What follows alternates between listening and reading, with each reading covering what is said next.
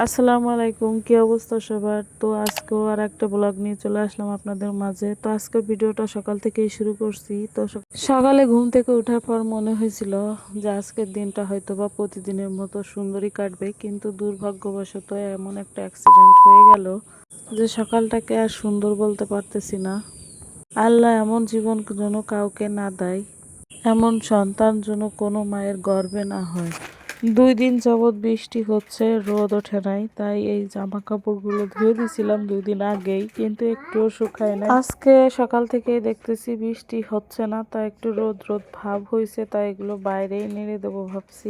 আকাশটা দেখতে একদমই নীল নীল মনে হচ্ছিল, তাই কাপড়টা নেড়ে দিছি, কিন্তু কত সময় রাখা যাবে বলতে পারতেছি না।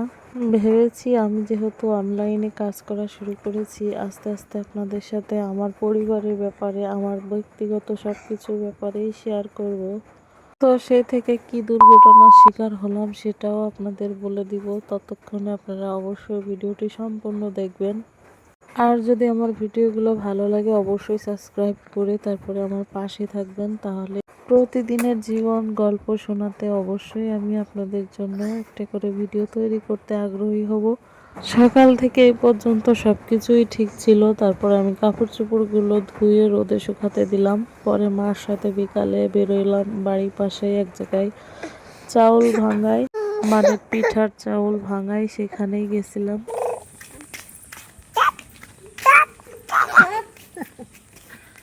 কোয়ানে যাচ্ছি? দোকানে? হ্যাঁ, খাতা লাগবে। আমার খাতা লাগবে। আর কি লাগবে? আমার এইখান থেকে চাল কুটে বাড়ি আসার পরেই এই দুর্ঘটনাটা ঘটেছিল। আমার মা বসে রান্নার সবকিছু জোগাড় করতেছিল, এমন সময় ফ্যানের পাখার সাথে বাড়ি খেয়ে তারপরে যা হবার তা তো হয়েছে, আপনারা দেখতেই পারলেন। আচ্ছা, কষি মুরগি রান্না করব। কষি মুরগি মানে ছোট যে মুরগির বাচ্চা আছে ওইগুলা। বাইরে প্রচুর বৃষ্টি হচ্ছে আর আমি এই জায়গায় রান্না করতেছি। মনে অনেক শান্তি নিয়ে আসছিলাম, মার কাছে থাকবো কয়দিন, মার দেখাশোনা করব, কিন্তু মার দেখাশোনা যে এত কষ্ট করে দেখতে হবে, মানে এত কষ্টের মধ্যে যে দেখতে হবে, এটা কখনোই আশা করি না। সেটুকু মা সুস্থ ছিল, এখন তার থেকেও বেশি অসুস্থ হয়ে পড়ছে। এই হচ্ছে অবস্থা। ভাবছিলাম সুখের জন্য হয়তো আইসে মার একটু শান্তি দেবো, সুখ দেবো, সেখানে আরও বেশি কষ্ট হলো না। তো ওনার জন্য একটু পাতলা ঝোল করবো এই কচি মুরগি। সবাই দোয়া করবেন আমার মার জন্য। আসলে উনি সব সময় একটা চিন্তা করে, আর চিন্তা করার মধ্যে দিয়ে কাজ করে, এই জন্য ওনার কখনোই অ্যাক্সিডেন্টটা ঘটে গেছে উনি বুঝতেও পারে নাই। কারণ সবসময় উনি ওনার ছেলেদের নিয়ে চিন্তা করে, ওনার ছেলে ওনাকে ফেলে এইভাবে চলে গেল বউ নিয়ে। আমরা মেয়েরা যতই সংসার ফেলে রেখে আইসে ওনারা দেখি না কেন, ছেলের অভাব তো আর পূরণ করতে পারবে না, কেউই ছেলের অভাব পূরণ করতে পারবে না। আর যেহেতু ওনার একটা পুতা ছিল, আমাদের সবার সন্তান তো যার যার শ্বশুরবাড়ি নিয়ে থাকি, উনি সবসময় ওনার ওই পুতারে নিয়ে সবসময় থাকতো। ছেলের জন্য যতটা কষ্ট না হচ্ছে, সবচেয়ে বেশি কষ্ট হচ্ছে ওই ছোটো পুতার জন্য। পুতা মানে সব অনেকেই বুঝবেন, মানে ছেলের ছেলে।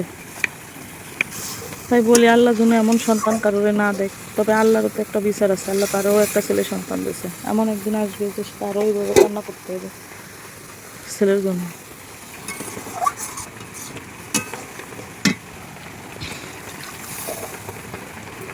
পাতলা ঝোল করবো তো, তাই একটু পানি বেশি দিচ্ছি। এই হচ্ছে অবস্থা। আল্লাহ যেন এমন সন্তান কারোরে না দেয়, আর এমন ভাইও যেন কারোরে না দেয়। মানুষ বলে ভাবির জন্য হয়তো ভাই খারাপ হয়েছে, কিন্তু নিজের সন্তান যখন খারাপ হয়ে যায় তখন পরের মেয়ের দোষ দিয়ে কোনো লাভ নেই। সে তো পরের মেয়ে, সে কখনোই মায়ের মর্ম বুঝবে না। আল্লাহু, বাংলাদেশের পতাকা লাগাইছে কারা? আর্মিরা। তো আমরা আসার পরে মেয়েকে দেখতে 2 মাস হয়ে গেছে। পতাকা লাগাইছে কারা? আর্মিরা। মেয়েরাও বাবার জন্য পাগল।